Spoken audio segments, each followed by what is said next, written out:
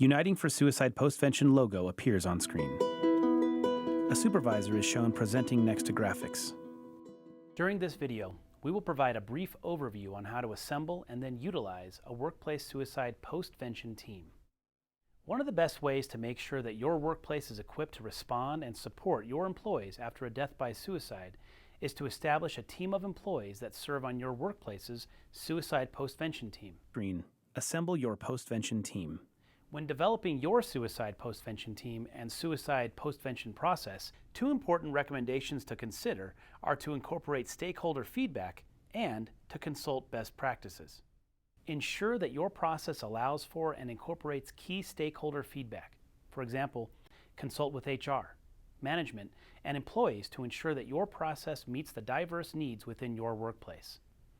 If possible, assemble a work group with key workplace stakeholder representatives. These individuals can provide critical information to strengthen your suicide postvention process. Consult published guidelines and best practices within the field. Some examples include National Action Alliance for Suicide Prevention's U.S. National Guidelines on Responding to Grief, Trauma, and Distress After a Suicide, and A Manager's Guide to Suicide Postvention in the Workplace. Remember that this is a process. Depending on your workplace, you may need to start small and grow as needed.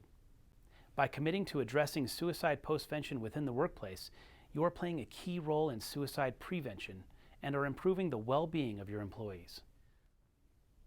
After consulting with key stakeholders and existing resources, the next step is to determine who will serve on your suicide postvention team.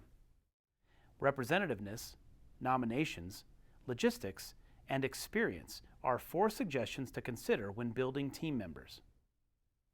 Representativeness. Ensure that you include employees from different work groups, positions, and backgrounds. Nominations. Ask employees to nominate trusting and supporting colleagues that they would feel comfortable leaning on during challenging times. This can help you identify strong employees that may have an inherent skill set that would lend itself nicely to the suicide postvention team. Logistics. Workplace day-to-day demands and employees being out of the office for work travel or personal reasons may create a situation where suicide postvention team members may not be available to mobilize after a suicide. For this reason, ensure that your suicide postvention team is staffed with coverage in mind. This allows you to build a network of team members that can support one another in their roles and safeguards against the likelihood that all team members are unavailable. Consider providing ad hoc flexibility to team members' schedules so that they can prioritize suicide postvention team duties over workplace commitments as needed and appropriate given job demands. Experience. Although not necessary to be a strong suicide postvention team member, employees that have experienced suicide loss may provide an invaluable contribution when providing support to others following a loss. Once you have assembled a suicide postvention team, ensure that team members are adequately trained so that they feel confident and comfortable executing your workplace suicide postvention plan. Training your postvention team. 2 important things to consider are who will oversee the training and what training content should be included. Who could oversee the training? A workplace leader who is well versed in suicide postvention could provide training for suicide postvention team members. Alternatively, a workplace may reach out to the community to elicit support for training. Community mental health centers or other organizations that are exposed to suicide loss, such as first responders, might be able to offer suggestions and support. National trainings are also available, and additional resources can be found at Uniting for Suicide Postvention. What should the training consist of? Suicide postvention training should include psychoeducation on common responses following suicide loss, the potential short and long-term impacts of suicide loss, the role of stigma surrounding suicide loss, ways to support and help promote growth, identification of local and national resources, and helper tools, listening, validating, and empathy. Now that you have assembled a team and have provided training, your team can mobilize and assist with critical elements of a suicide postvention process. Elements of a suicide postvention process. Notify. After a workplace has received verification of a death by suicide, the suicide postvention team can assist with the notification to employees after permission to disclose has been determined. Team members may be responsible for carrying out this notification or could assist managers in ensuring a factual, sensitive, and accurate notification to employees.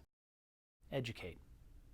The suicide postvention team can provide information on common reactions following a loss by suicide, suggestions for self-care, and connect employees to resources. They can also provide information to employees on any workplace processes or policies, such as internal reviews, that may occur given the loss. Unite. The suicide postvention team can help create a safe place for employees to mourn collectively to promote healing.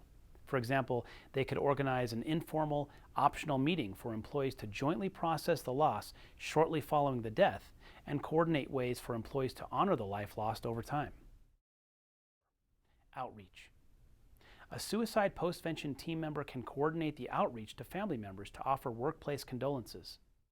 The team can also provide individual support to employees that are impacted by the loss, including information about employee assistance programs. Sustain. The grieving process following suicide loss does not have a specific timeline.